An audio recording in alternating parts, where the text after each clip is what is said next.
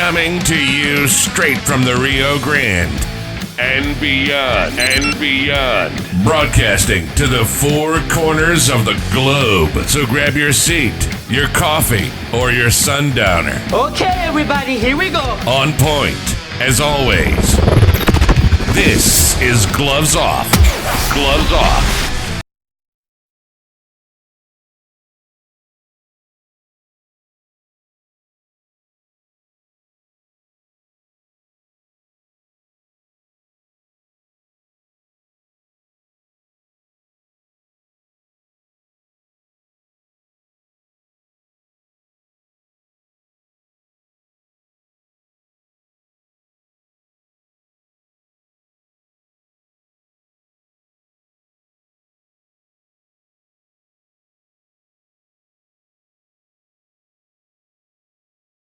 Back at you in Gloves Off. I'm Paul Buitrón. I have a great guest, Roque Vela, who's running for mayor for Laredo, Texas. And we're going to touch base on issues that are coming up. And when you're in the campaign trail, you always find out new things that pop up and that's needed in Laredo from different groups that are out there.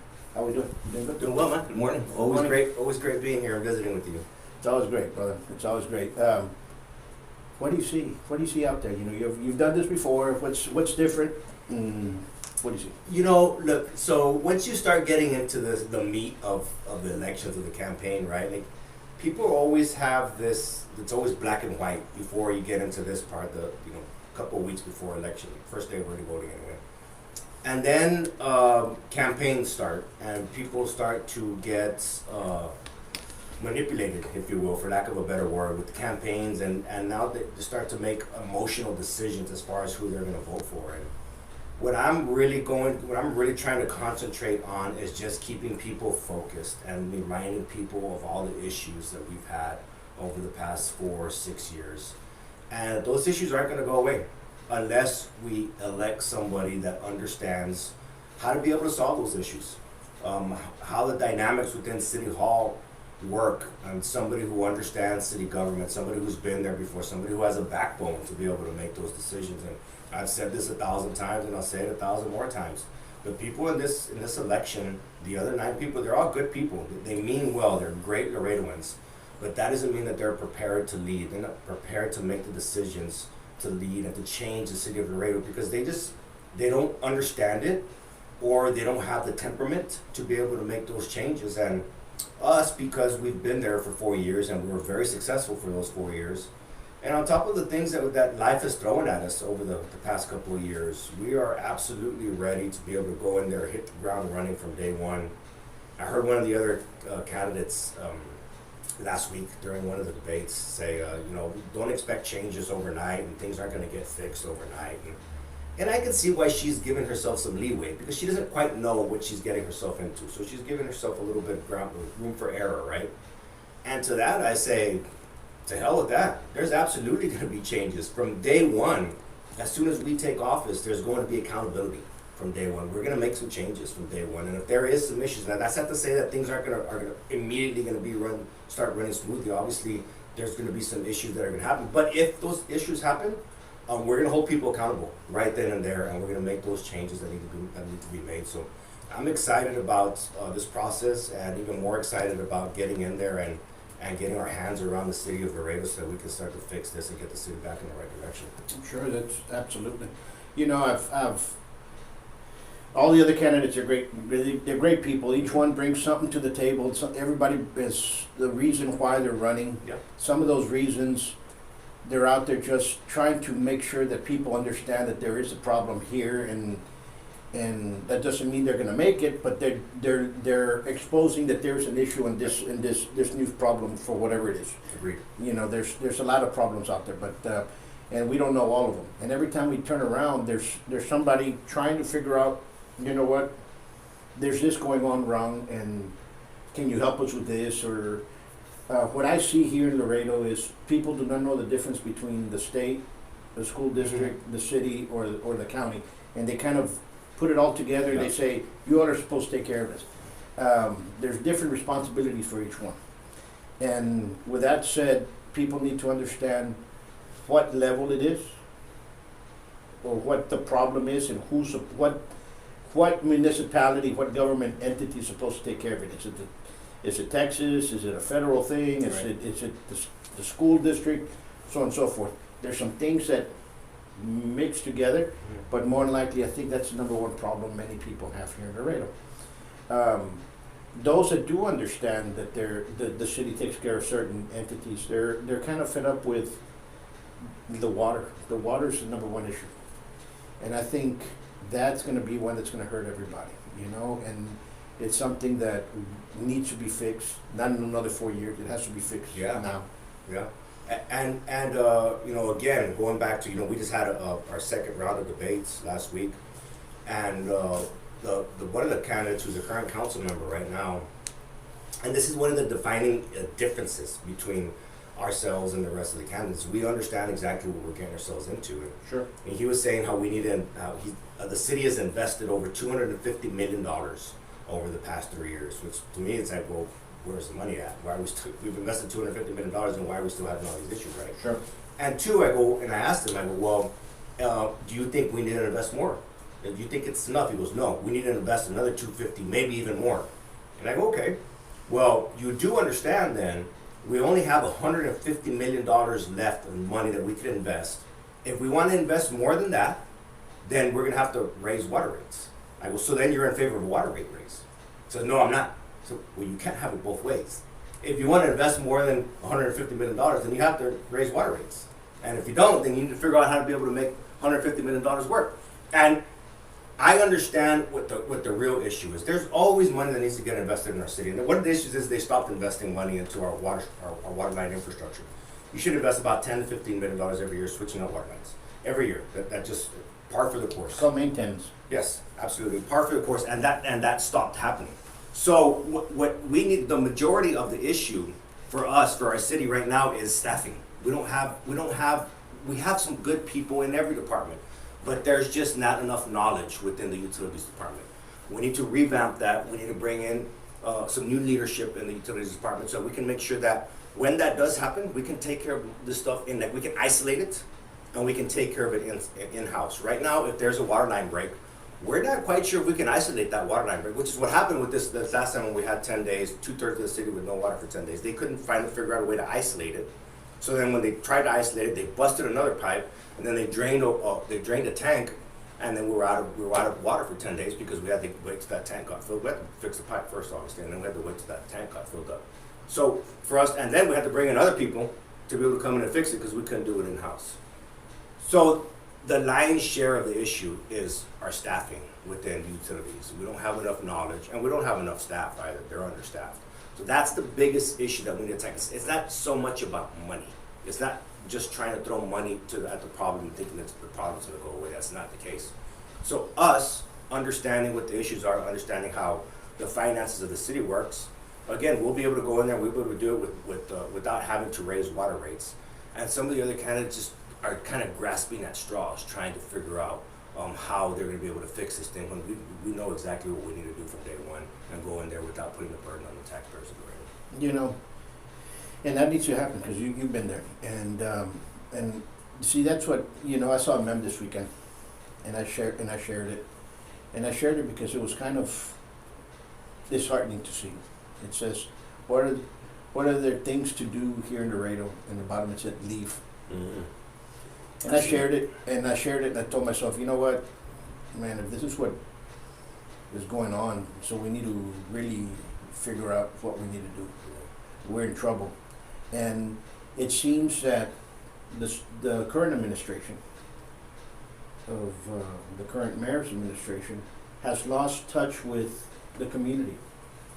They're over here, and the community's over here, and the community's saying, hey, we need this, we need help.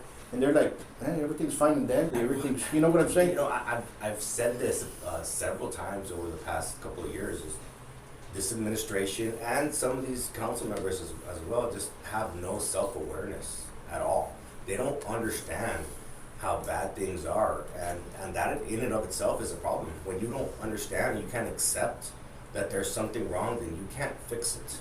Absolutely. We have, one of the questions during the debate was, how are you how are you going to attract new businesses? How are you going to change the rate, whether it's manufacturing jobs or it's entertainment or whatever it is? And I said, well, I mean, first and foremost, we got to make sure that our infrastructure is in the place that we're like our day-to-day business is running on par. Like, somebody was talking about attracting. I think it was like Apple or Dell. I was like, Apple or Dell's not going to come down here right now if they're not for sure that they can even have clean running water every single day.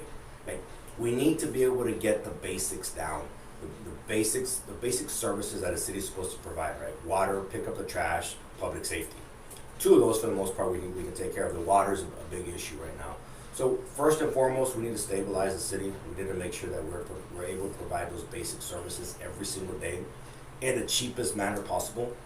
And then we can go about chasing after some of these other businesses and really changing the Laredo. One thing that I've heard it since I was a kid, really, since the 90s, how much potential Laredo has, and how much Laredo could be better. And I'm kind of tired of hearing that. I'm tired of hearing how much potential Laredo has, and I want to realize that potential. Whether it's our road infrastructure, Loop 20, there's absolutely no reason why Loop 20 shouldn't be at interstate standards already. There's absolutely no reason why we shouldn't be able to alleviate the traffic in Mines Road and connect Mines Road to I-35. These are all things that can be done, and they can be done in a short period of time if we just have the right person. Already. They should have been done. And you said it. Have the right person. And to your point, you mentioned something about which entities are responsible for what, right? So a lot has been made about this $1.6 billion that is coming in from the state and the federal government for road infrastructure. What the majority of people don't understand is that money flows down from the feds to the state to the MPO.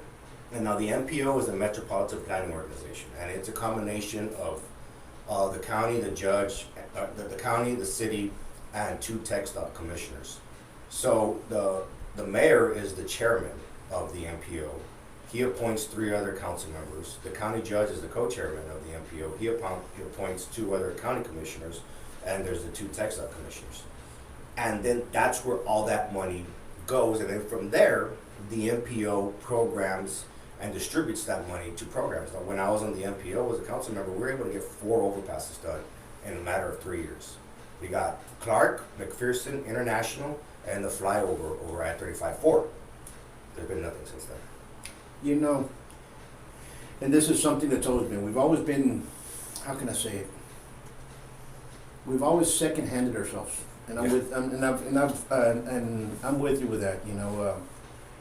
Back in early 2000, between 2000 and 2005, 6, Laredo was the second fastest growing city in the U.S. It was the second fastest growing. You can see it by the neighborhoods where everybody's at. Mm-hmm. And then all of a sudden, it just kind of collapsed. Something happened. You didn't see the advertisement or the aggressive advertisement that McAllen and the Valley is doing all over the place, trying to bring in business. You see them. You see them in conventions. You see them pushing McAllen. You see them going everywhere.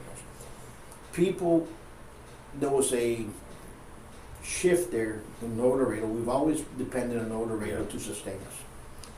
And with that being said, I think that has been a danger to us, that has been our downfall. All of a sudden, North Laredo became very violent. We can't go against it. We started saying, over here, we started spending money that Laredo was safe. I don't know if you remember the billboards. Yes. Laredo safe, Laredo safe, Laredo safe. But yet you had everybody else, I call them refugees, came from North Laredo over here. They all had businesses, they all had restaurants, and everybody else, and they brought their businesses, they bought homes, and so on and so forth here. So they saw a huge hike of Mexican nationals that had money that moved over here, which is good.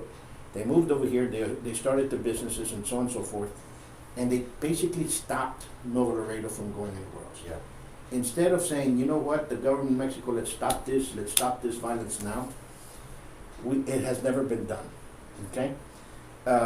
We're still relying on that kind of tourism that it's kind of non-existent. Yeah. And we cannot live in those dreams, and I keep telling people this, I grew up here. I grew up in the 90s. I did shows. I did hunting shows all over. I've taught all over the United States.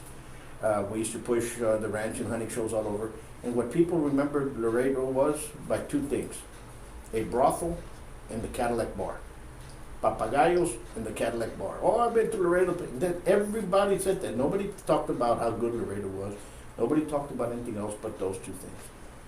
And I looked at myself as we can do better. And we have to start building here. We have to bring in these manufacturing companies to start investing in Laredo. But again, like you said, we have to fix what's already broken. And this administration dug us in the hole, put us under, and we have to come back to zero to start building. We're in the negative right now. Yeah, you're absolutely right. We have taken some step backs in the past handful of years, but it's not dire. I mean, it can be if we continue down this road and we elect somebody that doesn't understand how to be able to get their hands around the situation that is the city of Laredo right now. But right now it's not. I mean, it can be turned around fairly quickly. And you're right, once we get all that settled, and I think it could happen in the next 6 months. And the only reason I say 6 months is because we have to be able to find a new city manager. And that is probably going to take longer than getting all the departments, and especially the utility departments, up to par. I'm very confident in that. It's a few changes that need to be made, and a different type of mentality within the utilities department and the other departments as well. And then after we get those things settled, then yes, it's going to be about attracting businesses, and more than anything else, I think what people really desire more than anything else, because Laredo is going to continue to grow. Laredo is very resilient. Businesses are going to come in here just because of our location and where we're at, I-35 obviously. It's our quality of life, entertainment. That is the biggest issue, and I think what people crave more than anything else. You always hear stuff about a water park, and that's something that we can look into if we find a partner, something that makes sense. And any other type of entertainment where people are going to stay in Laredo. To your point about the meme, people say what they're doing in Laredo, it's leave, and I don't think they mean so much leave, like not live here anymore. It's if you want to do something, if you want to have a good time, go somewhere else. Go somewhere else. Yeah. And that needs to change. That absolutely needs to change, and we need to be able to make sure that we have more restaurants, more places to be able to take your wife, your girlfriend, your family, Absolutely. whatever it Absolutely. might be, so that people want to stay here. And there's something there about restaurants. Many folks don't know. I'm an executive chef. I've had restaurants before. Been around that for a while. I've changed the dynamics of what I've done. More consulting for people that are opening up restaurants in the last, I would say, 15 years than anything else. But what I've seen here is all the restaurants are closed by 9 o'clock. Yeah. I go, we have to snap out of it. We have to open them up and 11 o'clock at night during weekends and weekdays, and let's start building it up, because at 9 o'clock, then next month it's going to be at 8 o'clock, and guess what? It's bad for business. Not only bad for business, it's bad all the way around. You got people out there that they're going to support McDonald's a lot faster than they're going to support the other restaurants because they're closed, And I don't know who started that. I don't know where it started, but whoever's talking to these people, stop it. Wake up, because you're losing business. I mean, it's ridiculous. Yeah. At 9 o'clock and everything's closed. I'm serious. Yeah. I think a lot of that is due to traffic. Again, Well, you have different times of the year where, like for Laredo, obviously the holiday season is very busy for us, and we're that type of culture where it's the holiday season. We want to go out, and for my business in particular is very busy in the holiday season. Also busy in the first quarter of the year. That has a lot to do with income tax rebates, and also of course George Washington. People are just in a different type of mood. And after that, it's just kind of teeters. There's some up and downs here and there, and that speaks to the fact that people leave. Like this summer, for instance, I thought this summer was going to be a very busy summer. First real summer without COVID. There was no restrictions. I thought we were going to be, extremely busy. Gas was super high, so I thought people weren't going to leave. They left. I had probably the worst summer I've had, aside from COVID, the COVID summer, due to 2020, worst summer I've ever had. And I'm happy that people went out and got to enjoy, their the real world for first time in 2 years. But you forget about Laredo and supporting those local businesses and staying here, and that just speaks to the fact that people they wanted to get out of town, and there's nothing wrong with that, obviously. But we have to at the same time kind of get out of that mindset and want to be able to stay in Laredo, support your local businesses, and help the economy of Laredo grow, right? Absolutely. And that's what needs to happen. We have to help our small businesses. They weren't helped. They were shut down. I mean, we all took a beating. And those that are still up and running, you guys are resilient. Just keep on going. You guys are going to make it. Those that closed down, unfortunately, that's what happens. It wasn't your fault. You know, I get it. You know, I make a bad investment someplace. All of a sudden, your business goes under. It's your bad investment. You know, we're big men, man. It goes under. Yeah. It's your fault. But when somebody shoots it, closes it down and tells you can't do this, and they're bullying people into submission, that's a different entity. You look at things a little bit different. And they did it with a smile in their face. Yeah. That to me is the biggest insult that I ever saw. The police were smiling when they were after the small business owners. The inspectors were smiling. They had the little grin in their face. This administration was smiling left and right, like hunky dory, this was destroyed. You know what? Yeah, there was and don't get me wrong. I mean, obviously we all understood the circumstances, sure. and we wanted to create a safe environment. And I was one of the first ones advocating for businesses to shut down, just because we didn't know what we were dealing with at first, right? Like, let's figure out what we're dealing with. But then after we understood how to take precautions and what you needed to do, then it's like, okay, let's put those precautions in. But then it's like they were changing the rules every other day. I remember one time we got written up, we got ticketed. They were sitting down, and if you remember, if you were sitting down at a table and you were eating popcorn or whatever it was, you can have your mask off, obviously, right? So if you're sitting down around with your other bowler, with your team, you're bowling a team, it's a group of 5. You're sitting down, you're eating popcorn, you're fine. But then they'd get up and bowl. And obviously, when you get up and bowl, you're walking 10, 15, 20 feet away from anybody else. You're not around anybody else. If they didn't have their mask, after they didn't have their mask, sitting down and eating, and they got up and bowled, they didn't put their mask back on, then they got ticketed. And I called the city manager. I said, look, I understand the circumstances, but this makes no sense. You know what got me was they put the masks on the first week. You got some kids who were outside playing in the water, kicking the water. I don't know what the hell it was. There's a video of 2 police officers come in there, and they gave each kid a $400 fine, and then they high-fived each other. And I'm like, really? You high-fived each other because you gave these kids, 11, 12-year-olds, a $400 fine because they were out there kicking water? Yeah. You know crazy what? times. You know what I'm saying? And people say, you know what? No, but it happened there. I would hate to see what would happen if they say, next week we have to confiscate your guns. I would hate to see what would happen with these individuals. But they did that there, and how they'll act, oh my God, Laredo's in big trouble. Well, that's not going to happen. That's not I going to hope happen not. here in Texas, not South Texas. not anytime soon, but let's talk about something more positive than that, and that's your campaign. How do you see people? I like where we're at. People understand, for the most part, people understand that there's an issue. They understand that, right? And I said this at the debate. I said, you know, Laredo needs a certain type of leader at different times, right? It's at some time it might be that you know, your typical politician that's going to kiss babies and shake hands.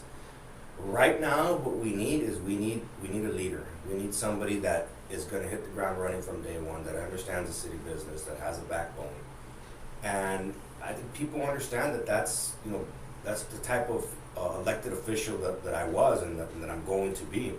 And they're embracing that. And they're understanding that right now is the time for somebody like me, somebody with my type of demeanor and understanding exactly what we're getting into. And the more we go about it, and the more we talk to people, the more people are starting to embrace it. Sometimes, you know, you need to sit down and really break it down for people and make them see exactly what's going on. And what's amazing is how many people have forgotten that 2/3 of the city didn't have water for 10 days, and just kind of sweep that under the brush, and including, you know, some council members that are there right now that are running for office, and they made the comments like, "Oh, Laredo's not, you know, we're not going to hell in a handbasket." I was like, No, we're already there. I think it's We're right there. We're at the doorstep already. Yeah, and and to be able to go and just again have no self-awareness and not understand that is quite shocking. But again, that's campaign season. That's the election process, and people they're living their lives, right? They're working. They're not concentrating on elections, like on politics, like some of us, like you and I.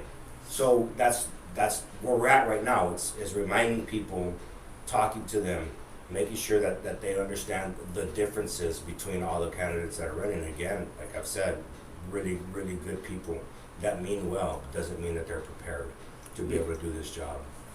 You know, something that gets me and kind of gets me kind of passionate. You see me come and bring this back in time again. When you talk to a small business owner that's already contemplating suicide because they're losing their business, and that's what was going on. And you're at 12 o'clock at night, 11 o'clock at night, trying to find that person's brother to go over there and make a check on the other phone, and you're there talking to one here and using your wife's phone to find the brother and telling them, you know, because you don't want them to understand, hey, go over there and make sure that this is fine. You know what I'm saying?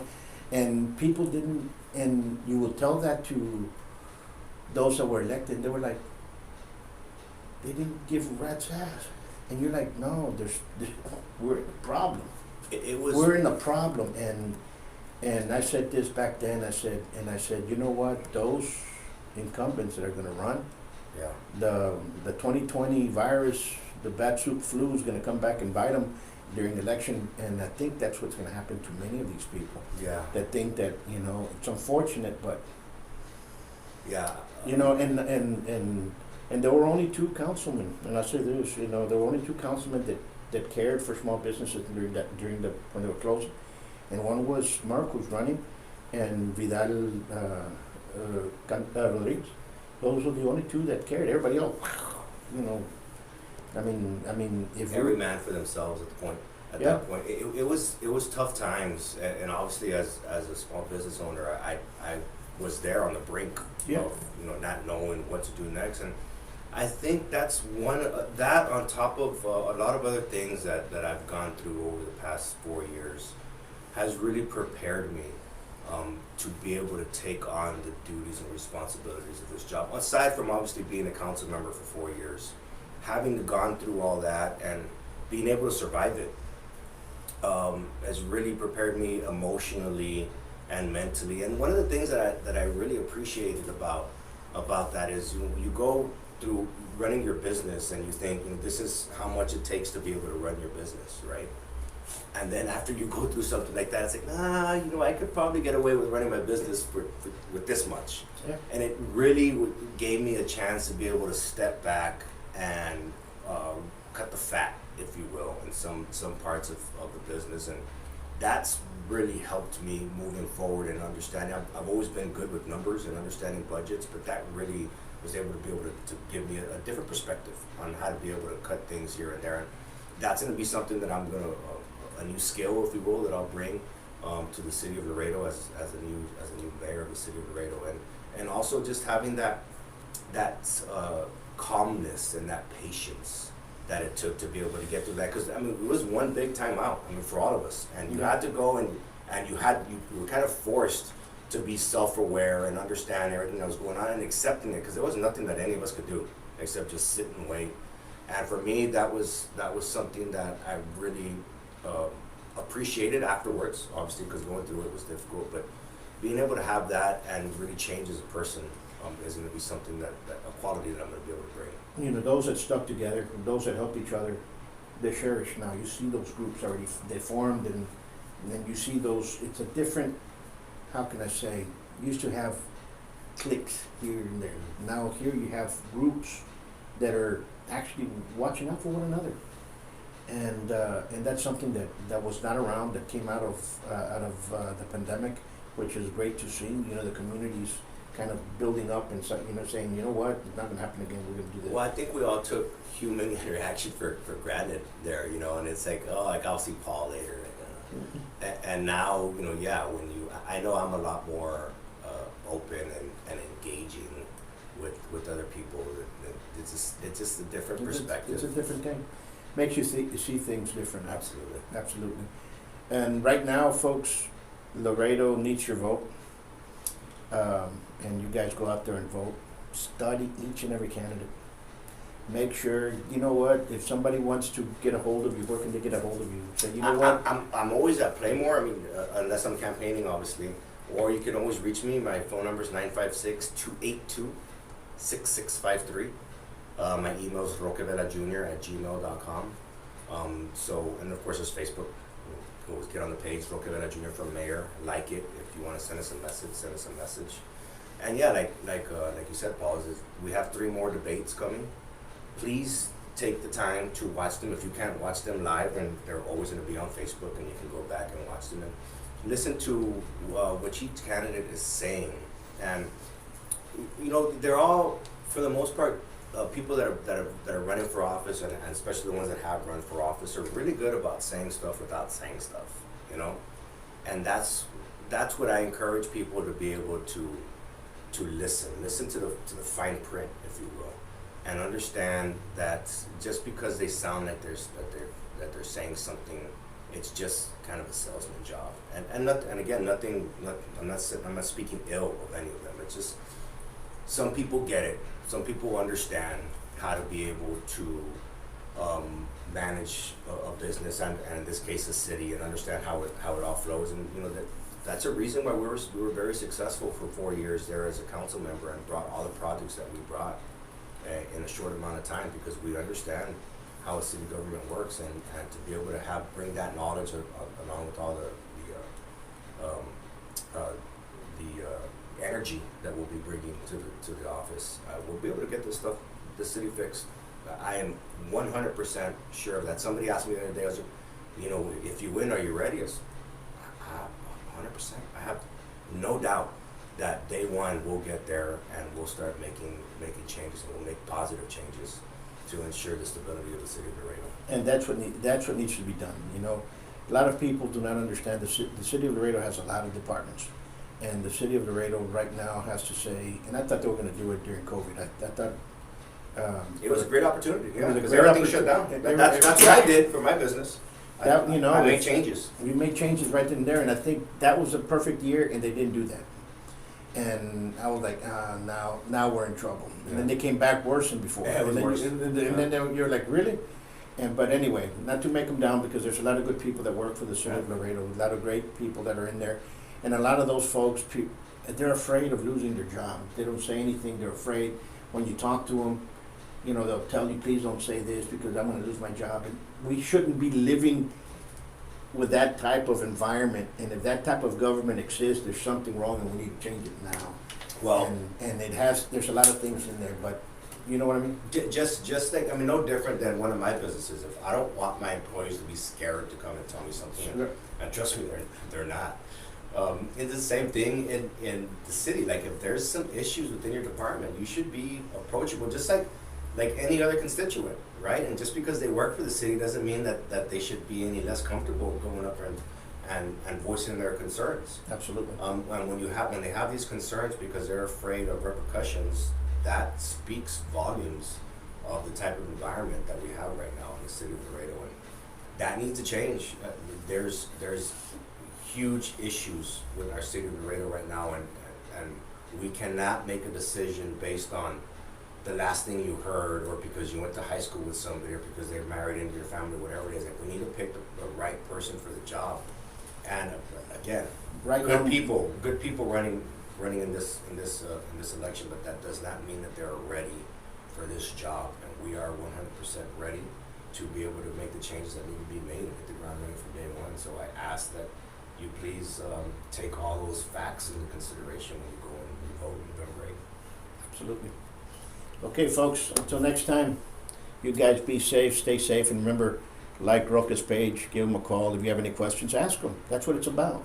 And if you call a candidate and they put somebody else to answer the phone, or their son or their daughter or their cousin, or a manager says, oh, he'll call you right back, don't vote for that person, because just imagine him elected, he's never going to return your call anyway. Yeah. If they don't return your calls now, he's not going to be there.